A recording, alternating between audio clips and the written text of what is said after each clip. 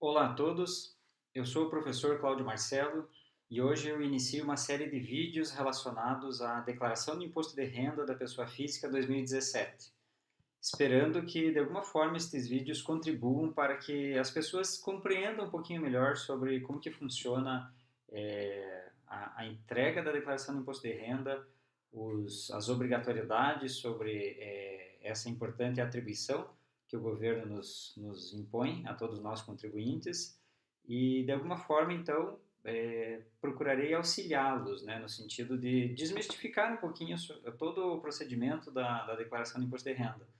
Então, eu farei uma série de vídeos semanais explicando um pouquinho sobre como que funciona todo esse processo.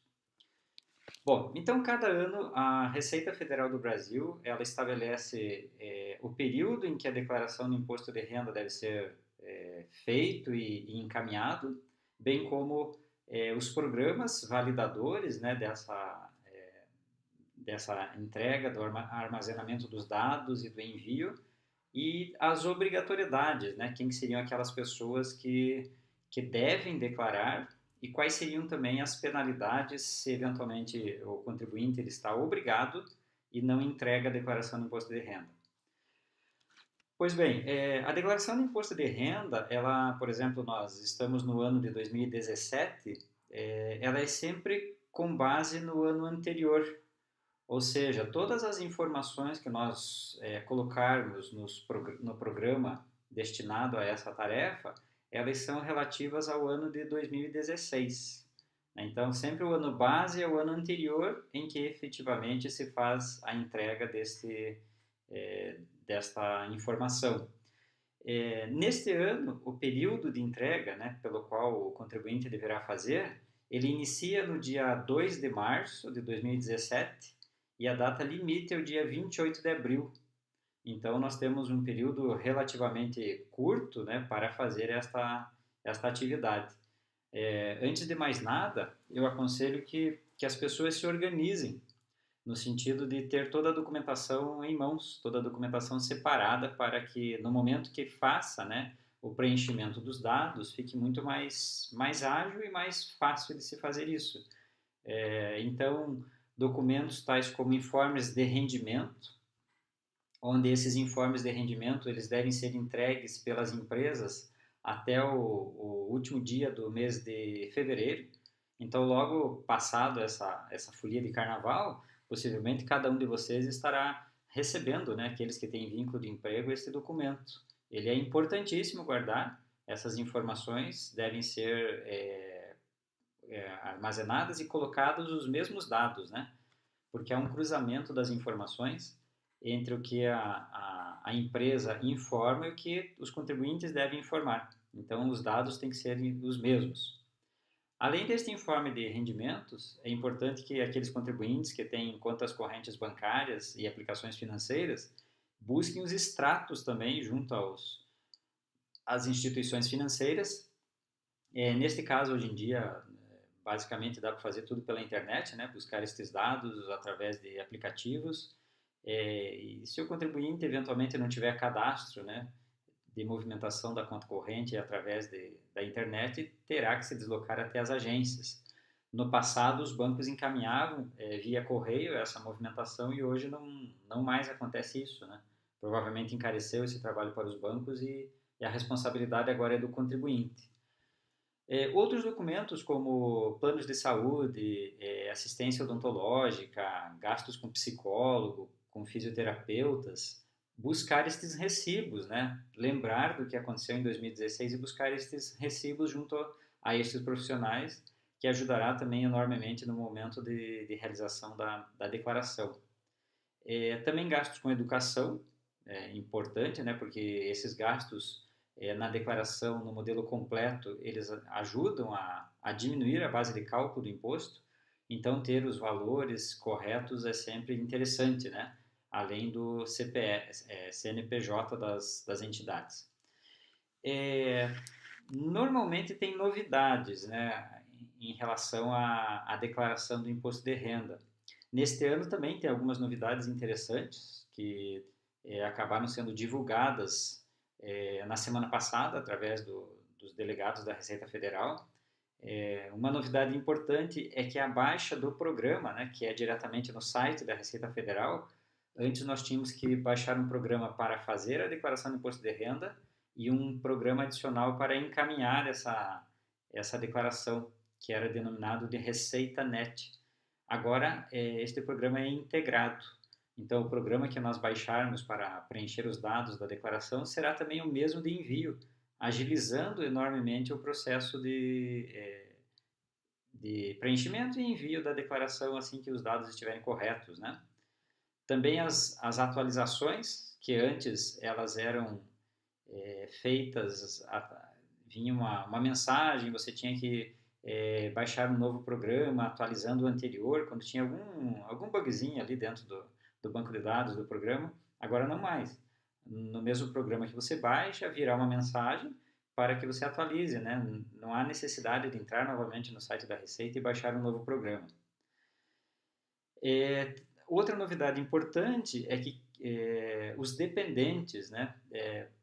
A cada ano tem ficado mais rígidas as regras da Receita Federal em relação à comprovação desse dependente através de CPF. Então a idade foi baixando de 16 para 14, e esse ano é de 14 para 12. Então aqueles contribuintes que tenham dependentes que completaram 12 anos até o final de 2016, esses dependentes deverão ter CPF, porque senão não será possível colocar estas pessoas na declaração de imposto de renda. Então, é uma exigência adicional a partir deste ano. Ao final do preenchimento, no momento que estiver preenchendo a declaração, será pedido também um telefone celular e um e-mail. Embora esses dois dados eles não sejam impeditivos do envio da declaração, serão exigidos para aumentar o banco de dados da Receita Federal em relação à comunicação com os contribuintes. É um dado que deve ser colocado, né? Não tem problema nenhum colocá-lo. É até prudente, porque terá uma comunicação mais efetiva junto à Receita Federal. Então, esses são os principais pontos ali, quando fala-se em novidades, né, efetivamente, que tivemos dentro da declaração de imposto de renda. Então, essa declaração, essa banco de dados, né, o preenchimento, o primeiro passo que o contribuinte deve ter é baixar o programa. E o site é no www.receita.fazenda.gov.br, né? Digitando esses dados dentro da busca lá do site da Receita Federal, entrar naqueles programas destinados ao cidadão e pessoa física, naturalmente, e aí baixar o programa da Receita Federal e começar o preenchimento. Este ano, então, existem algumas condições que tornariam obrigatória, né, aquelas pessoas a fazer a declaração. Eu vou destacar os principais pontos. Um dos pontos é quem teve rendimento tributável, né, considerado aquele que veio através de fontes de emprego, né, fontes empregatícia, rendimento de aluguel, pensionistas, aposentados, que no ano de 2016 tenham recebido até R$ 28.559,70. Então, atingiu esse limite, obrigatoriamente já teria que fazer a declaração do imposto de renda. Existe também uma classificação de alguns rendimentos considerados como rendimentos isentos ou não tributáveis, né?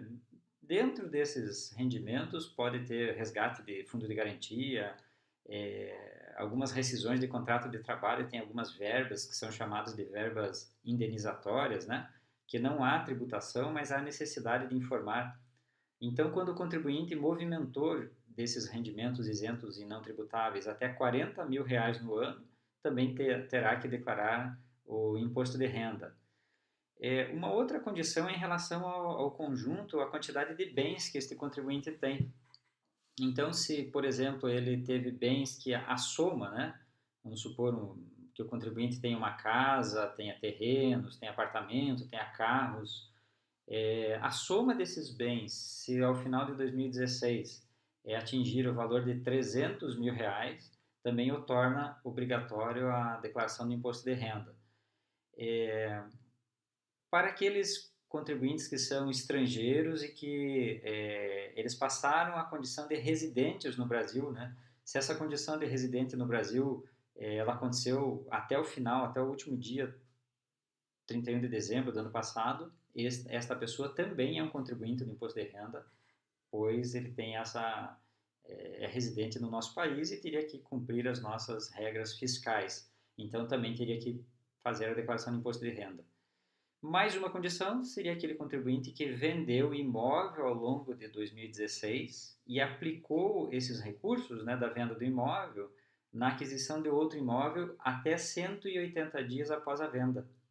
Nessa condição, há uma isenção do imposto, né, não pagaria o que é chamado de ganho de capital, mas tornaria obrigatória a declaração do imposto de renda para este contribuinte também.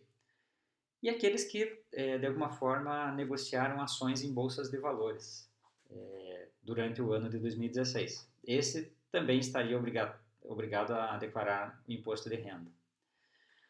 Uma grande pergunta que pode assolar aí os contribuintes seria o que acontece quando eu sou obrigado a declarar o imposto de renda e não faço, né? Por algum motivo não declaro essas informações à Receita.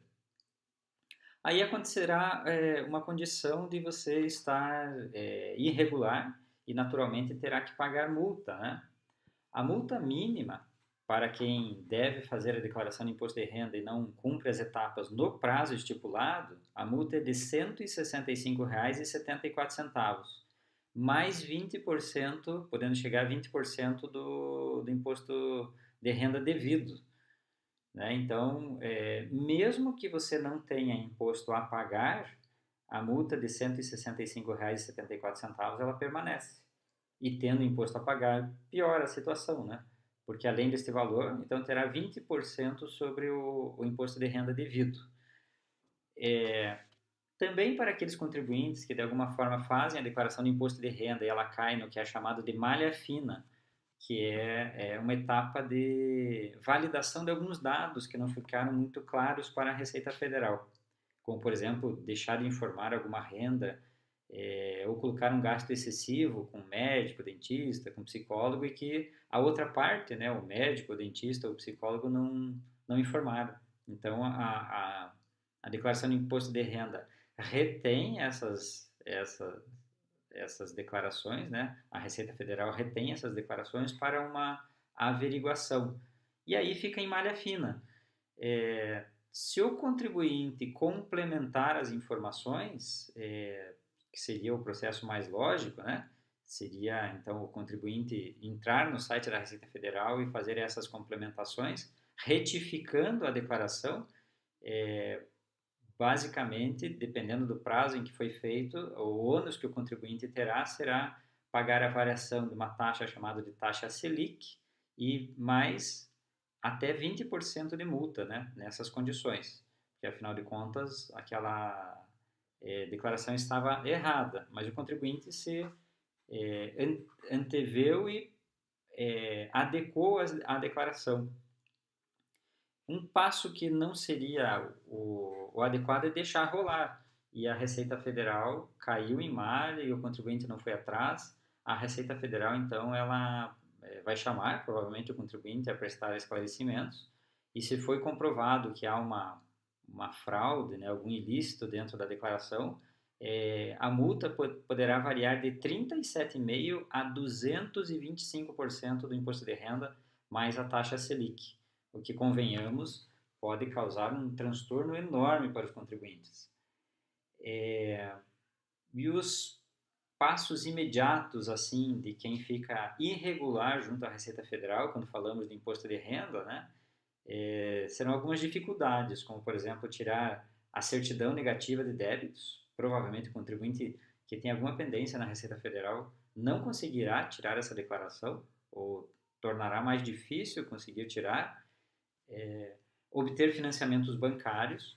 Quando nós pleiteamos algum tipo de financiamento junto a instituições financeiras, os bancos nos pedem, né, as últimas declarações. Então, nós não tendo essas declarações, pode causar algum tipo de transtorno em relação a esses financiamentos.